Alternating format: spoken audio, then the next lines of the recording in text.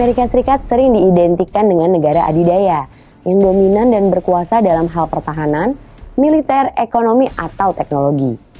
Istilah adidaya mencuat pada tahun 1944 ketika negara yang mendominasi Perang Dunia Kedua menyematkan status tertingginya di dunia. Kala itu, ada 3 negara yang menyebut sebagai negara adidaya, yaitu Amerika Serikat, Uni Soviet, dan Britania Raya. Pada 4 Juli ini, Amerika Serikat atau negara Paman Sam memperingati hari kemerdekaannya yang dikenal dengan Independence Day atau juga 4th of July. Ngomong-ngomong soal adidaya nih, masih penting gak sih status adidaya itu saat ini? Emang bener ya, AS masih menjadi negara tunggal yang berkuasa? Nah, simak jawabannya dalam Lensa Berita kali ini.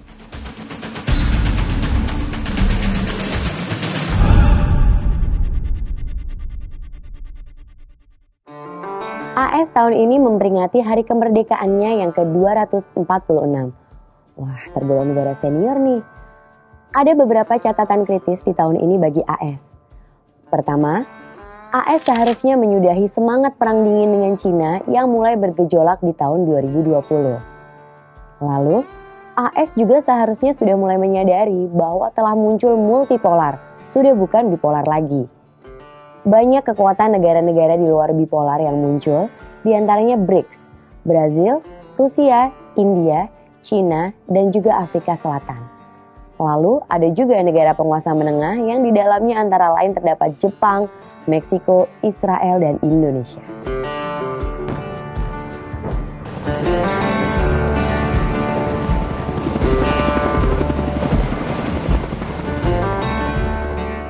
Sahabat Kompas, coba perhatikan, hampir di setiap negara yang berkonflik pasti ada AS di dalamnya. Irak, Afghanistan, dan yang terbaru Rusia, Ukraina, dan juga Cina, Taiwan. AS bisa jadi berperan memihak satu pihak. Ngapain sih ya? Apa sih kepentingannya? Kok suka banget ikut campur aja?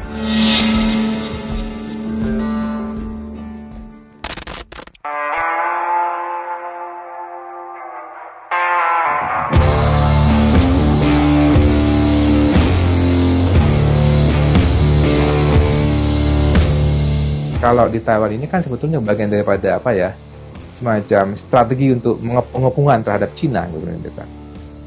Jepang juga di Okinawa ada pangkalan militer, itu kan bagian pengepungan terhadap Cina gitu kan.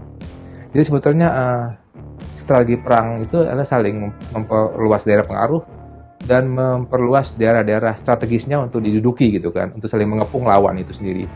Itu bagian daripada strategi perang gitu kan. Secara geopolitik itu menguasai daerah tertentu dan daerah strategis untuk memberikan suatu tekanan kepada lawan seandainya terjadi suatu perang terbuka gitu. Nah, tentu buat Rusia karena Ukraina itu ada di depan halaman rumahnya gitu, buffer zone, daerah penyangga gitu kan, maka sangat membahayakan ya seandainya itu Ukraina jatuh kepada NATO atau Amerika gitu kan. Dan kemudian dalam hal ini kenapa Ukraina itu mempersilahkan Barat ataupun Eropa untuk masuk ke dalam Ukraina itu karena tadi kepentingan, mungkin kepentingan ekonomi gitu kan. Dan yang jadi masalah adalah buat Amerika, perang Irak itu telah memusnahkan sumber daya yang dimiliki oleh Amerika, baik sumber daya keuangan khususnya, sumber daya manusia dan sebagainya. Perang Irak itu membuat Amerika bangkrut, kemudian secara ekonomi, kemudian ini dimanfaatkan oleh Cina untuk mengundang investornya masuk ke Cina, kemudian itu termasuk teknologi tingginya akan masuk ke Cina juga, yang akhirnya menjadi Cina menjadi bangkit dari kekuatan ekonomi yang seperti sekarang itu.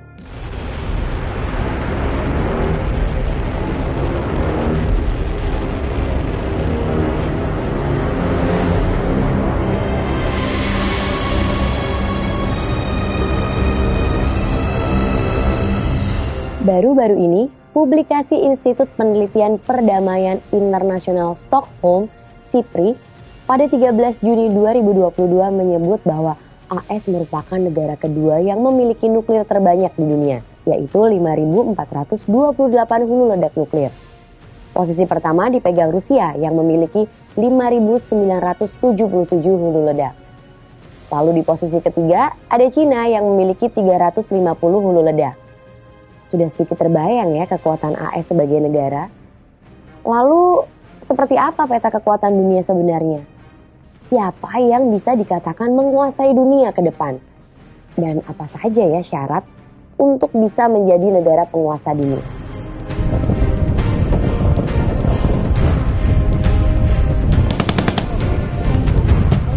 Kalau saya lihat sebetulnya segitiga ini yang masih dominan ya, Rusia, kemudian Amerika dan Cina.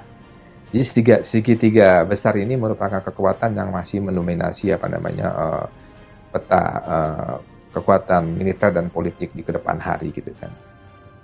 Ya, ada indikator-indikator yang dimiliki, misalnya dia memiliki kemampuan teknologi tinggi gitu kan. Kemudian juga memiliki sumber daya manusia yang berkualitas gitu, qualified. Kemudian juga mempunyai kekuatan ekonomi yang kuat gitu kan. Dan itu memang di antara tiga itu nggak semuanya ada gitu kan. Ada yang ekonominya kuat, yang sisi lainnya teknologi dan itu nggak kuat gitu. Ada yang teknologinya kuat, militernya kuat, tapi ekonominya nggak kuat. Itu belum. Jadi terjadi semacam perimbangan kekuatan yang membuat mereka jadi sebetulnya menjadi berimbang gitu. Dan berimbang ini mungkin ada baiknya juga menjadi tidak saling menyerang dan suasana jadi saling terkontrol gitu kan. Itu yang disebut dengan balance of power tadi saya kira.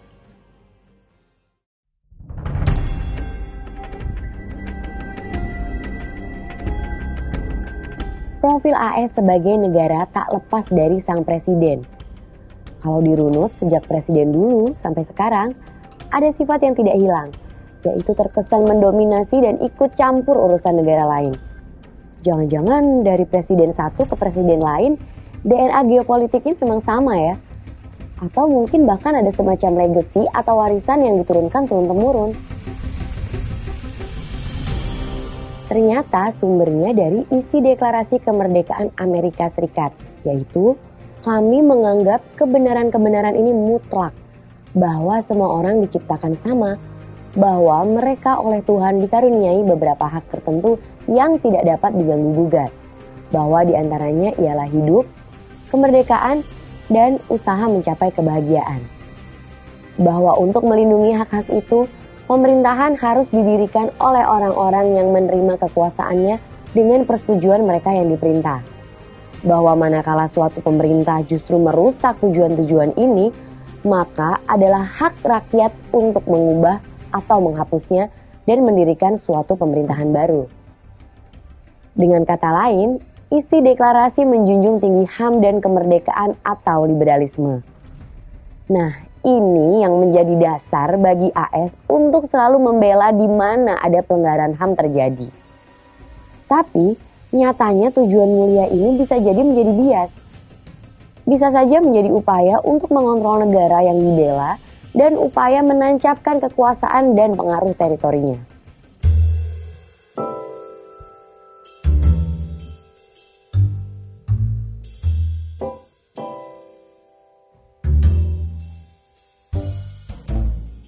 Indonesia menganut sistem politik luar negeri bebas aktif. Indonesia hingga saat ini bisa dikatakan memiliki hubungan baik dengan AS melalui berbagai kerjasama. Keduanya memiliki kepentingan dari sisi geopolitik. Dari sisi AS, Indonesia merupakan negara penting, penguasa menengah, dan tergolong key friends bagi AS.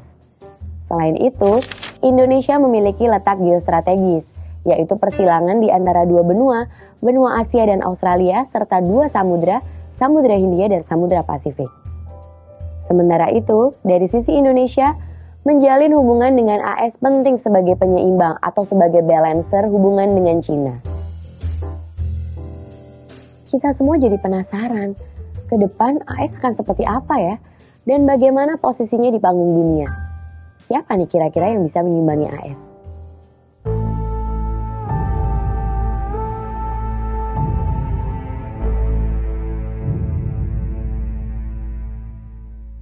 Kalau saya Cina, kalau Rusia itu secara ekonomi, ya dia pertumbuhan ekonomi cepat, tapi nggak sekuat Cina gitu kan. Dan sekarang yang masuk ke Amerika, Cina kan ngasih grant, itu punya uang kan, lembaga riset. Dan sekarang baru-baru tanggal 8 Juni ada American Summit gitu kan, pertemuan negara-negara Amerika Latin, ada Brazil, ada Meksiko, ada Venezuela, ada Honduras, ada Bolivia. Tapi dibandingkan tahun 94, waktu itu kan ini kan sudah 30 tahun baru sekali lagi kan. Sejak tahun 94 sejak era Clinton ini lemah sekarang Biden gitu kan. Dulu tuh semua negara-negara itu pada datang semua tuh negara diundang ke Amerika ke datang. Sekarang nih diundang pertemuannya kan di California, di Los Angeles. Ada sih Los Angeles Declaration tapi nggak seramai dulu yang hadir gitu. Artinya apa? Karena sebagian negara-negara Amerika Latin yang berhaluan kiri kan banyak nih yang berhaluan kiri ya, itu sudah apa namanya disuntikin dana sama Cina gitu kan. Kayak nanti seperti ASEAN ini dipecah, Kamboja, Laos itu akan ngikutin Cina gitu kan, sedangkan mungkin Thailand, Filipina, Vietnam karena musuhan gitu kan, sama-sama musuhan ya kan, ikut ke Amerika gitu kan. Jadi Cina lebih bisa mengimbangi Amerika. Jadi nanti dengan kekuatan ke depan itu bersifat ekonomi mungkin Cina. Tadi saya bilang salah satunya Amerika juga harus menyadari itu sudah terjadi pergeseran dalam hal persaingan. Dulu kita persaingan secara tradisional kan militer, politik gitu. Sekarang persaingan kan ekonomi gitu kan. Itu harus didata Amerika gitu kan. Dan Amerika kalah persaingan Amerika dengan Cina sekarang ini realnya gitu ya.